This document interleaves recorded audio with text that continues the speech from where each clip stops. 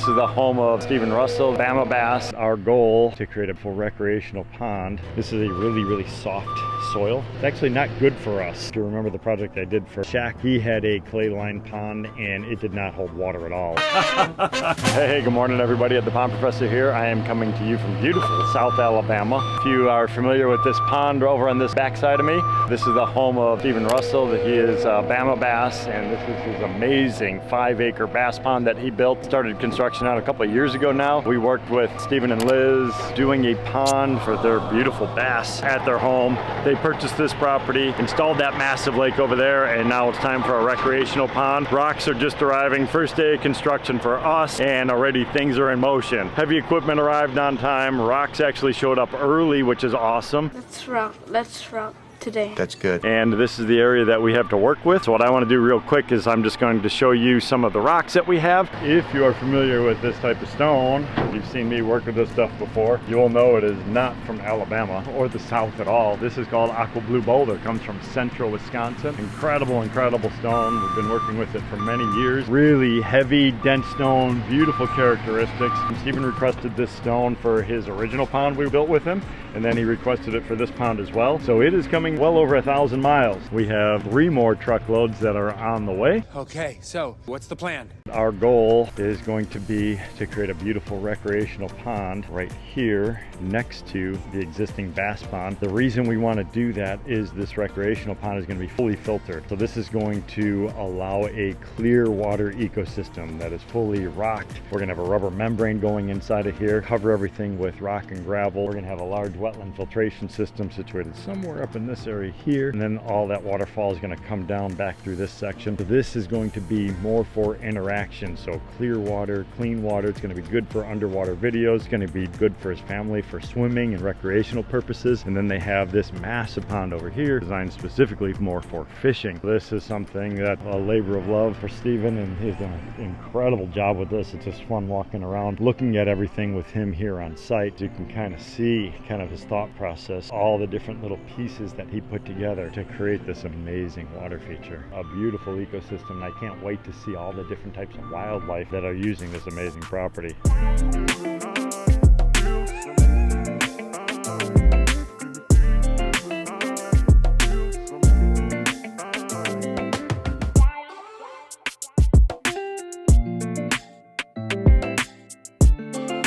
We do have a bit of a challenge with us here this morning. We are going to have to drain and clean this. This is a really soft soil.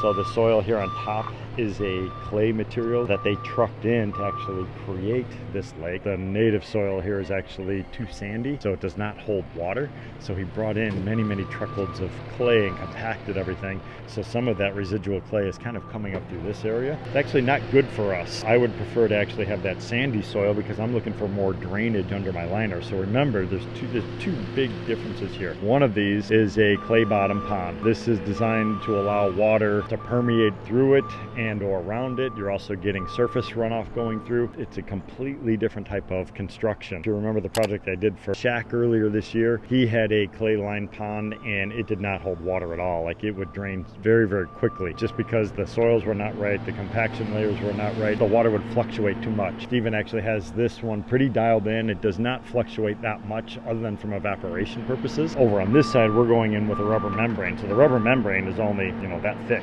The clay layers that he had to bring in for this are up to 2 feet thick. 2 feet of material versus I could create a waterproof membrane with millimeters. The reason I'm bringing that up, I don't like to have heavy clay underneath it if possible because I want water to drain from under it. If you get groundwater coming underneath, or if you get surface runoff coming in from this hillside over here, you can actually get water that gets trapped in between the rubber and the clay, and it actually kind of creates like a balloon in the bottom. You've seen me have problems with this before. So what we're going to have to do is actually dig a drain, and we're going to have to cut a trench through this little levee right here, and we're going to have to put a drain pipe inside here, so if we do get any residual water coming from underneath the liner, it actually goes back into the clay pond.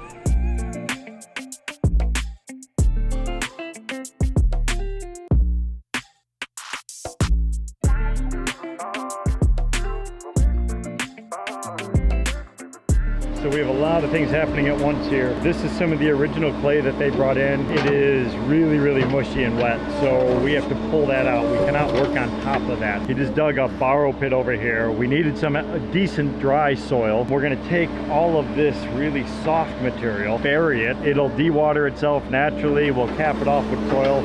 It's out of our working area. We also just shot the elevation, so Ethan grabbed his laser level, checked the elevation from the top of this current bottom right here where this mud is at up to where our proposed water line is at. This is 3 feet, so right now we'd have 3 feet of water. Our goal is 4 feet. What we have to do is not only take away some of this sloppy material, but we have to gain another foot of water depth. I don't want to have just a big giant quarry and have a big giant hole that's 4 feet deep. We're going to have some ledges and shelves and things like that, and that will be basically for different types of plantings and things like that. What I'm thinking is we'll have this nice gentle beach coming down. We'll have a small drop off into a shallow area, maybe 2.5 to 3 feet deep, and we'll slowly get deeper. Our deep hole is going to probably be over in this section. It's going to get shallower again, going towards where the excavator is located. You can actually see underneath. Actually is fairly dry down there. So that clay actually is doing a really good job of kind of holding that moisture in that upper level. So I'm actually kind of happy about that. Once he scrapes away all the mud on top, I'm going to go down to the bottom. I will probe around to see what the load bearing capacity of that lower soil level is at. Now remember, we're going to be placing hundreds of thousands of pounds of material on top of this. We need a structural bottom.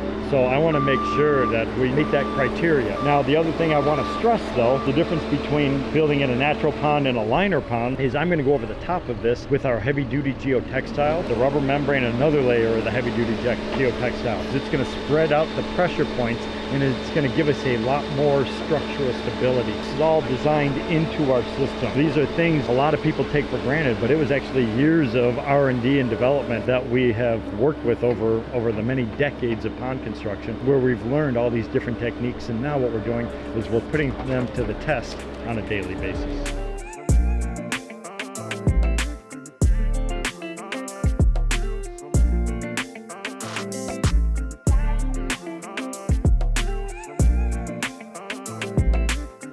Chris continues to pull the top layer of sediment out. Stuff underneath is actually pretty solid, so I'm actually really happy with this. We're able to walk around down here inside without much of a problem. We will then start digging into the bottom to get to our appropriate levels, but I'm happy with this. It's a very good workable clay. This is going to allow us to create some of the different shapes that I'm hoping to create inside the pond.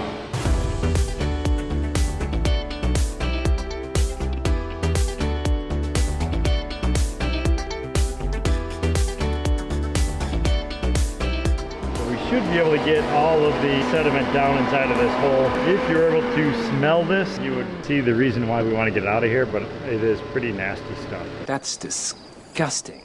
It's just an anaerobic sludge that is building up down in the bottom. So thankfully we are going to cap this off, get rid of it, get it out of our way. We'll cap it off with everything, and we will just let this material de-water itself over time, kind of leach out pretty quickly, I would imagine.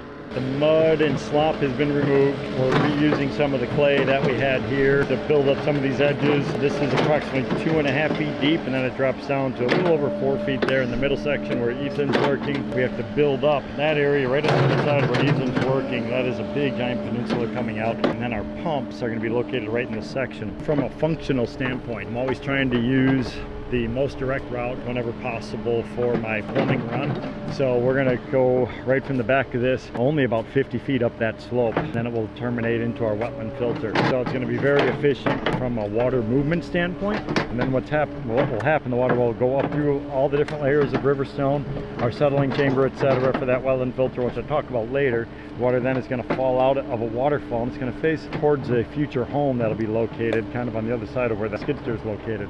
The stream will kind of terminate or twist and turn its way in, and it's going to enter back into the pond, this little corner right over here. And then it's going to re-enter the pond system, and then we'll have that beautiful little sand beach over in that back area.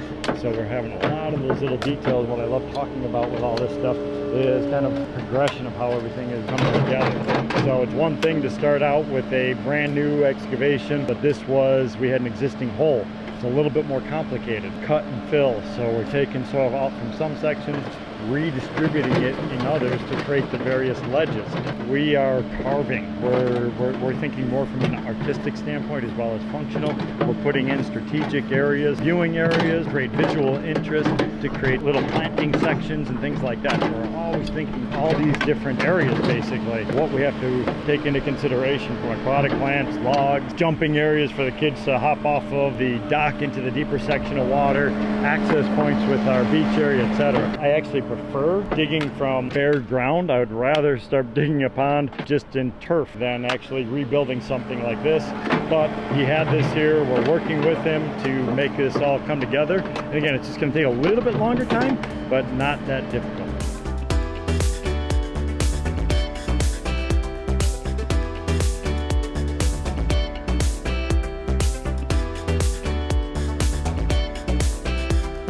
So we're about complete with the excavation. We have a little fine tuning to do. I don't want to put the liner in today. We're going to wait until tomorrow. So what we're going to do in the meantime, we're going to gather some of our equipment. We're going to grab a chainsaw and we are going to head off into the woods. We're going to grab a tree as well as a massive log off of an incredible oak tree in the back. We'll be cutting that down and then we're going to bring that over into the site. And what we want to do is just get all of our materials here. So tomorrow morning, once we get the liner in, we can just start the assembly process.